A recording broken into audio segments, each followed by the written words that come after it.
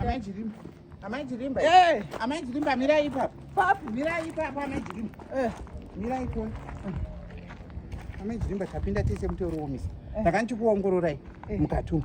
Mbeki menyu munei. Tuone mbeki menyu kuti munei. Amai Jilimba ndikutaura nemi. Ndati tuone mbeki menyu kuti muneiko.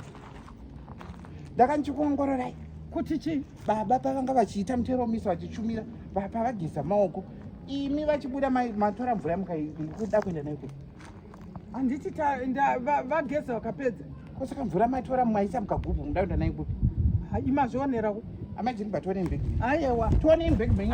Mai mapfuma ndita hondo pano pachechi. Ndakanichikutaura iri basa. Tuone. Rega nditsanana. Ndati tuonei kuti mune evidence. Ndoya ndiri kuda amai.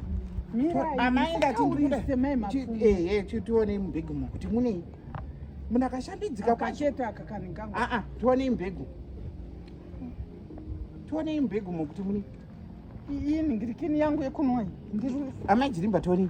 Ndekunwa. Ndekunwa chi? Holy water. Amai Jilimba nachikuongororai.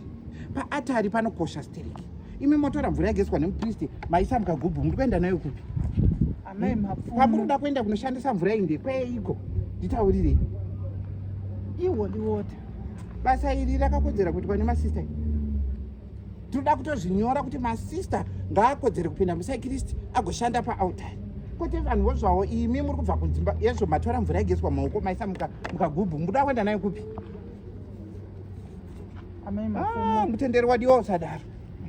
Izvozvo vanhu visango vachikuongororai ndikati mirai ndiende inini mwene kwazvo ndonomutorera.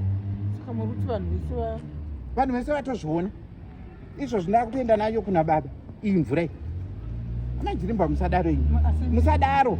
Uyu muchinjikwa unoyera utiri paimba yaMwari inoyera imovha madaro. Asi amai mapfuma asi mimi muri mwangu.